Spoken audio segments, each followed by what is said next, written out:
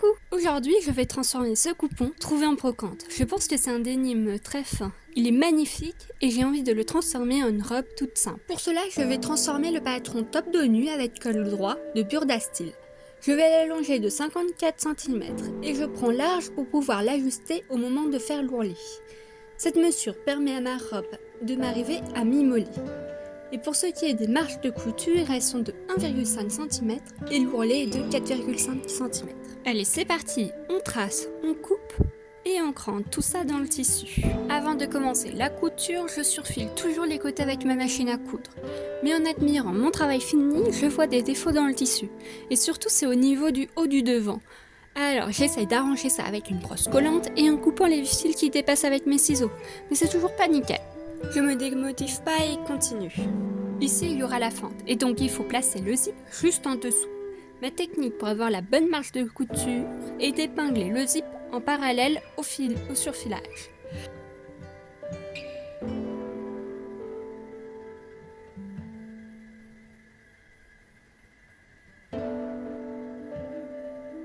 J'utilise le pied spécial zip invisible pour la fixer. Et je fais attention à ce que l'aiguille passe bien dans le trou pour pas en casser une. Pendant la couture, je tâtonne toujours avec mes doigts pour sentir les différentes épaisseurs du tissu. On dirait des pattes d'une mouette qui tape la terre. Mais c'est très pratique. Je suis trop fière de ma pose, elle est nickel. Et je vous la montre en action. Elle se ferme et s'ouvre correctement. Je suis trop contente. Mais c'est pas tout ça, il reste du travail avant de pouvoir la porter. Je m'attaque maintenant à la couture du milieu dos et forme la fente en haut. Je la coudrai plus tard car je veux le faire avec un fil coordonné au tissu. Ah, le son d'une machine à coudre. Je vous épargne les coutures des deux côtés. Maintenant, place à la finition de l'emmanchure. Pour cela, il fallait couper 2 biais dans le dénime. Mais il me manquait du métrage pour le faire. Alors, solution de secours, le coton. Je me suis souvenu que j'avais 3 morceaux de coton bleu. Je fais mon choix et c'est parti pour la coupe.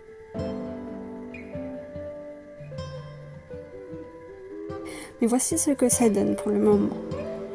C'est assez long, je pense, après essayage, je pense le raccourcir un petit peu quand même. Et le dos donne ça. Donc, ici et ici, ça va être froncé. Et on a une fente, si ça veut bien tenir, une fente ici. Avec la fermeture et glissière ici. Et devant, c'est pareil, le devant va être froncé. Bon. Maintenant, il faut s'occuper de l'emmanchure. Pour la finir, les bandes comme ça, on va mettre à l'intérieur et faire comme du biais. Je pense pas le faire apparaître parce que c'est un peu trop flagrant comme distinction. Voilà. Et on voit toujours la petite merdouille. C'est pas trop comment l'arranger ça. Mais on verra. Voici.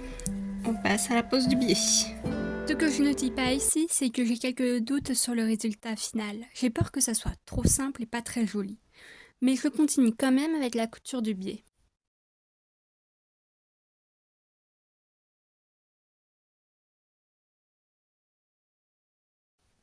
Je forme le biais au fer et en profite pour offrir mes coutures déjà faites.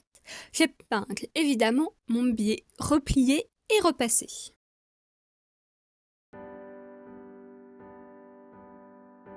Il ne faut pas 1, pas 2, pas 3, mais bien 5 tentatives pour que le résultat me convienne.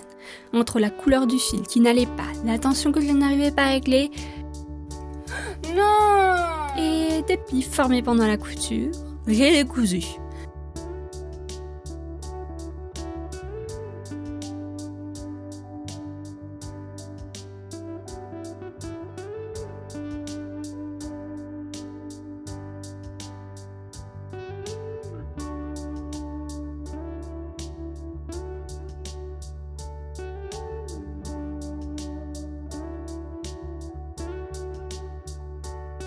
Mais voilà, quand même, 2 belles emmanchures de fête.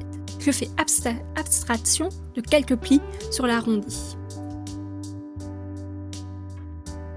Après ce moment de bataille, on passe au col où il faut froncer et pour la première fois, j'ai des fronces belles et pas empaquées.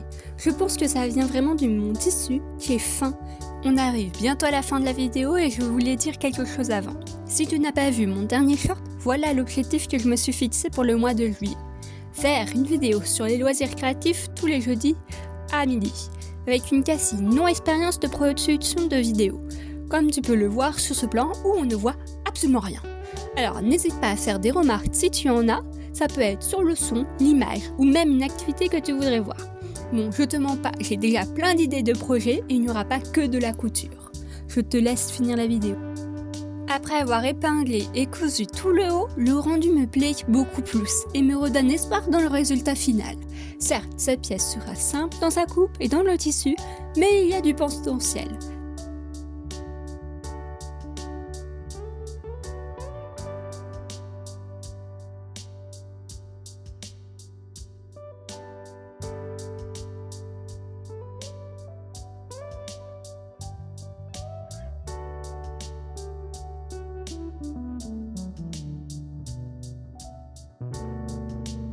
On passe à la fixation du col pour pouvoir voir le résultat final. Pour cette étape, le magazine propose de faire une surpiqûre tout le long, mais je préfère assembler le bout en forme de rectangle et faire un point invisible à la main tout le long. Pour le bout arrondi, j'ai essayé aussi de le faire à la machine, mais je n'étais pas convaincue, donc je sors une aiguille et je le file et je le fais à la main.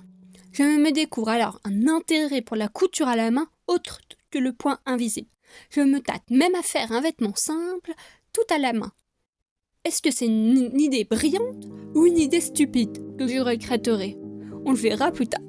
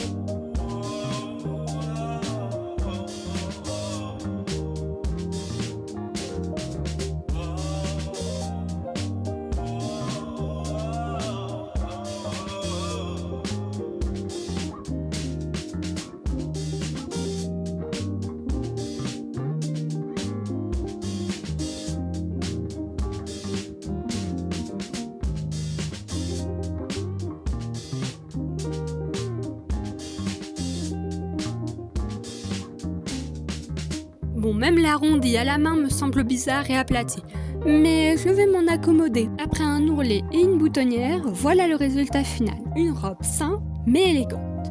Au niveau des défauts, je trouve qu'on ne les remarque pas une fois le vêtement porté. Peut-être dans le temps le tissu se dégradera, mais ça me donnera l'excuse de m'essayer à la broderie.